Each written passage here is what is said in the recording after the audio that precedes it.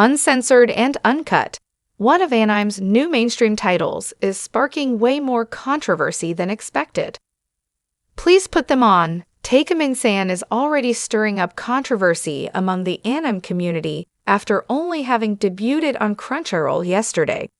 While there are many reasons why this show could be considered controversial, the most apparent reason is not just the fact that a mainstream platform like Crunchyroll is simulcasting an Eki series, but because it's completely uncensored when censorship would be applicable and warranted, even with an 18+ mature labeling. Like most Eki series or other anime fans won't want to watch with their parents around, the lead male Shirota is put in many compromising positions where he's forced to look at and even touch Please Put Them On, Takemin-san's eponymous female protagonist in sensual areas. The fact that Takemin herself purposely facilitates many of these moments makes them the series' focus.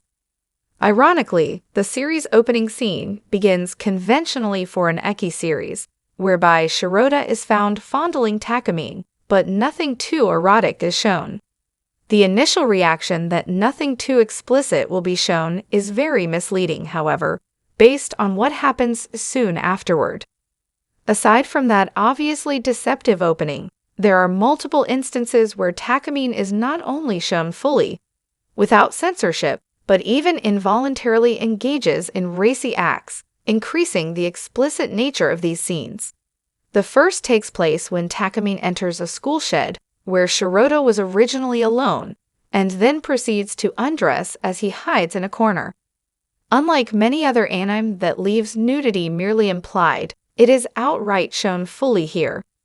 The most explicit scene, however, is when Takemin puts Shirota's hands on her chest.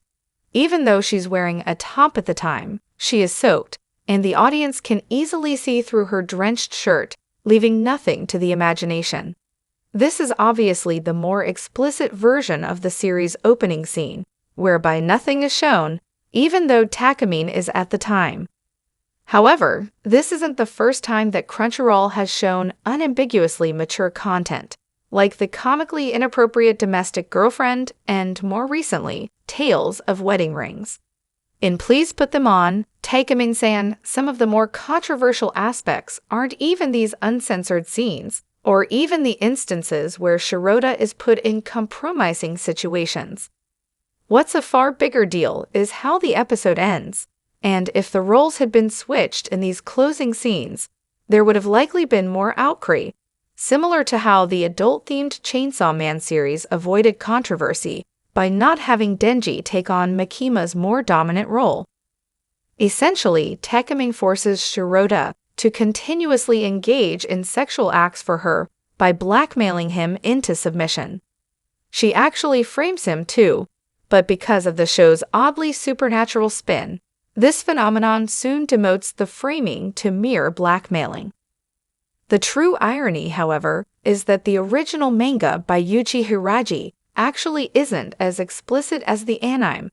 A quick browse on the Manga Up app where the Square Enix manga series is hosted reveals that the explicit imagery that the anime shows was originally censored. In other words, Leiden Films, which produces the anime, made Please Put Them On, Takemin-san more explicit than the original manga, and probably more surprisingly, Crunchyroll allowed it.